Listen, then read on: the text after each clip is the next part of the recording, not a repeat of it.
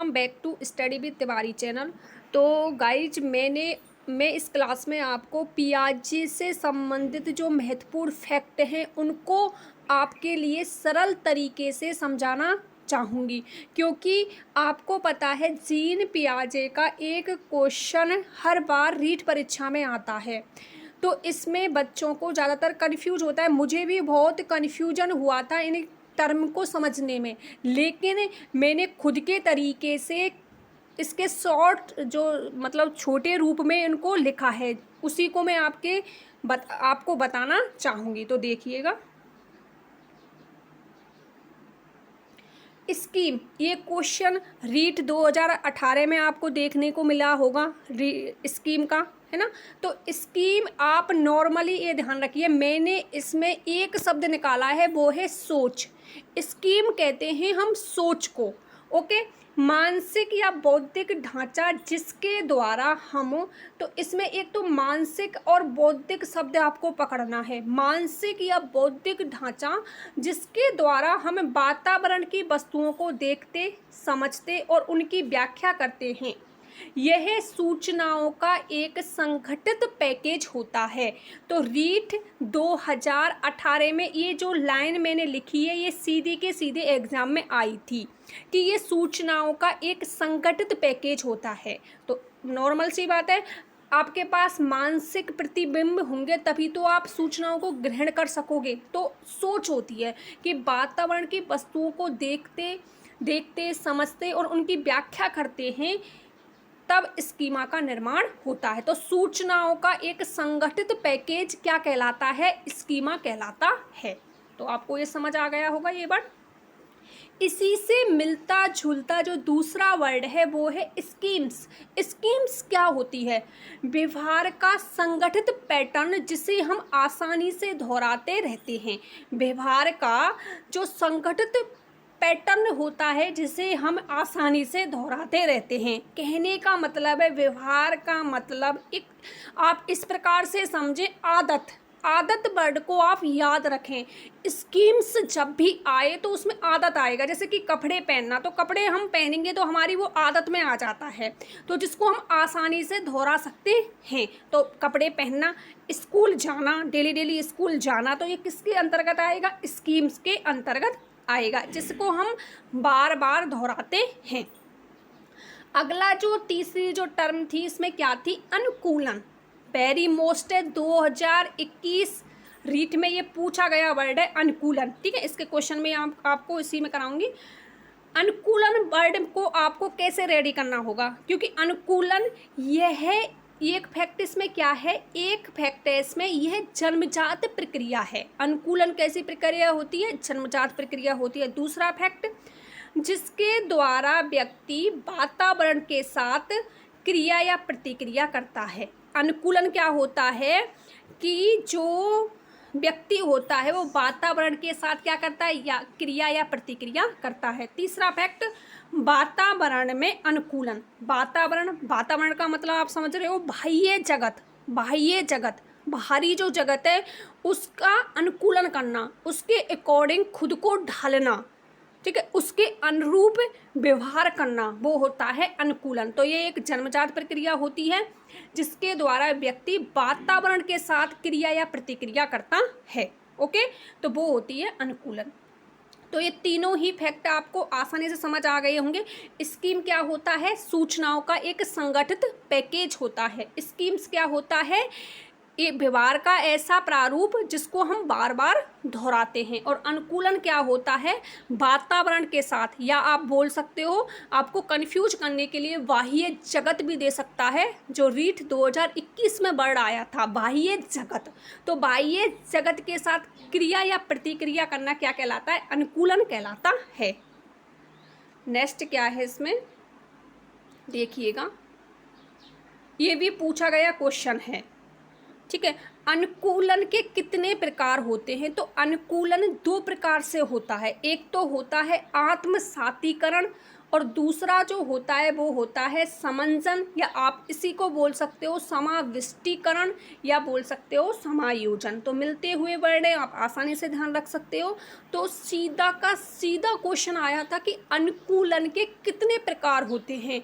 तो अनुकूलन के 2 प्रकार होते हैं, आत्मसातीकरण और दूसरा होता है समंजन, समाविष्टीकरण या समायोजन।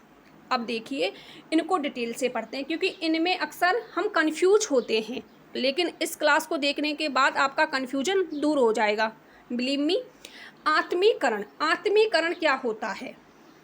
तो इसमें मैंने 2 फैक्ट निकाले, इनको आप याद रख लो, सीधा क्वेश्चन हल हो जाएगा आपका। कैसे? आत्मसातीकरण क्या होता है? पूर्व ज्ञान में नवीन को जोड़ना, पूर्व ज्ञान में नवीन को जोड़ना। जैसे किस प्रकार से कि आपके माइंड में, बच्चे के माइंड में ऊँट की स्कीमा बनी हुई है, ऊँट की स्कीमा बनी हुई है। तो उसने जैसे ही घोड़े को देखा, क्योंकि ऊँट से मिलता जुलता रूप घोड़े का भी होता है ना, तो आप ऐसे समझ लेना नॉर्मली। तो ऊँट, जैसे ही बालक ने ऊँट को, घोड़े को देखा, तो उसने उसके पहले ही माइंड में स्कीमा है, जो पिक्चर है, जो कॉन्सेप्ट है, वो किसका बना हुआ है? घोड़े का बना हुआ है।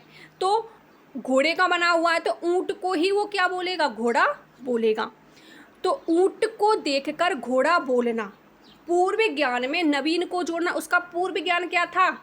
घोड़ा था, और उसने नवीन ज्ञान क्या जोड़ लिया? ऊँट जोड़ लिया, ऊँट को ही घोड़ा बोलना। तो इसमें संशोधित नहीं करेगा, पहले से मौजूद स्कीमा से नई समस्या की व्याख्या करना। सिंपल सा फैक्ट है, पहले से मौजूद जो स्कीमा है, जो सूचना है, उसी के आधार पर नई समस्या की व्याख्या करना। हुबहूब स्वीकार करना, इसमें आप एक वर्ड ये भी याद रख सकते हो, हुबहूब, जैसा है वैसा ही स्वीकार करना, वो होता है आत्मसातीकरण। ठीक है, ये होता है जैसे कि उसने बिल्ली को देखा, बिल्ली का कॉन्सेप्ट उसके माइंड में बना हुआ है, बिल्ली की स्कीमा उसके माइंड में बनी हुई है, और उसने कुछ दिनों के बाद कुत्ते को देख लिया, तो बिल्ली का मिलता जुलता रूप कुत्ते का होता है, तो कुत्ते को भी वो बिल्ली ही बोलेगा। ठीक है, वो होता है आत्मसातीकरण।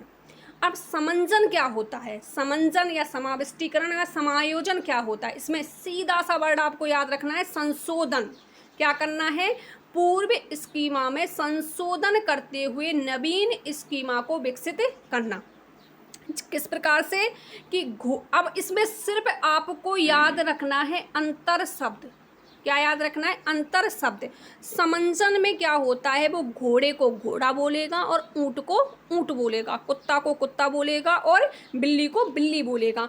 तो इसमें पूर्व स्कीमा में संशोधन कर लेता है, मतलब चेंजिंग। आपको याद रखना है, चेंजिंग, परिवर्तन, अंतर, संशोधन, ऐसे वर्ड आ सकते हैं, तो वो होता है समंजन। ओके, आई होप आपको अच्छे से क्लियर हो गए होंगे। ये दोनों ही वर्ड कन्फ्यूज करते हैं। तो आत्मसातीकरण में पूर्व ज्ञान में नवीन को जोड़ना, ठीक है, और समंजन में क्या होता है? संशोधित करते हुए, अंतर करते हुए, चेंज करते हुए जोड़ना, वो होता है समंजन। संतुलीकरण या साम्य धारण क्या होता है? इसका आगे फैक्ट है, संतुलीकरण, साम्य धारण क्या होता है? आत्मीकरण तथा समायोजन में संतुलन स्थापित करना। आत्मीकरण और समंजन या समायोजन में संतुलन स्थापित करना। तो इन दोनों के बीच की जो टर्म होती है वो क्या होती है? संतुलीकरण। इन दोनों के बीच में जब संतुलन स्थापित हो जाएगा तो वो होगा संतुलीकरण। ओके, जीववाद क्या होता है? निर्जीव वस्तुओं में सजीव देखना, निर्जीव वस्तुओं में सजीव को देखना। बच्चे क्या होते हैं? चंद्रमा को देखकर बोलते हैं कि चंद्रमा मेरी तरह हंस रहा है, या चंद्रमा मैं चल रहा हूँ जैसे ही चंद्रमा चल रहा है, वो होता है जीववाद। ठीक है, या इसी को बोल सकते हो आप सजीववाद, निर्जीव वस्तुओं में सजीव का अनुभव करना। अब देखिए, रीट 2021 में क्वेश्चन आया था, देखिए इसी से जीन पियाजे से जो क्वेश्चन आया रीट 2021 में, वो किस प्रकार से था?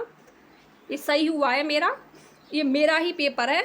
जब हम वर्तमान स्कीमा का प्रयोग जब हम वर्तमान स्कीमा का प्रयोग बाह्य जगत के विश्लेषण हेतु करते हैं तब उसे कहा जाता है।